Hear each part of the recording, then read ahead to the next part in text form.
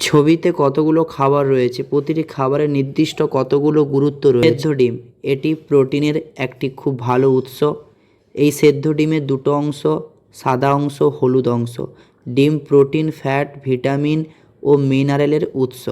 এটি একটি সম্পূর্ণ খাদ্য এবং শরীরের বৃদ্ধি ও ক্ষয়পূরণে সাহায্য করে। কলা, পাকা কলা, এটি শর্করা সমৃদ্ধ চমৎকার উৎস যা তাৎক্ষণিক শক্তি যোগায়। এতে পটাশিয়াম এবং ফাইবার প্রচুর পরিমাণে থাকে। আপেলে বিভিন্ন ভিটামিন ও অ্যান্টিঅক্সিডেন্ট রয়েছে যা রোগ প্রতিরোধ ক্ষমতা বাড়াতে সাহায্য করে। খেজুর প্রাকৃতিক শর্করা, ফাইবার এবং খনিজ পদার্থ যেমন আয়রন ও পটাশিয়ামে সমৃদ্ধ। এটি দ্রুত শক্তি যোগায় এবং হজমে সাহায্য করে। বাদাম হলো স্বাস্থ্যকর ফ্যাট, প্রোটিন, ফাইবার এবং বিভিন্ন ভিটামিন ও মিনারেলের উৎস।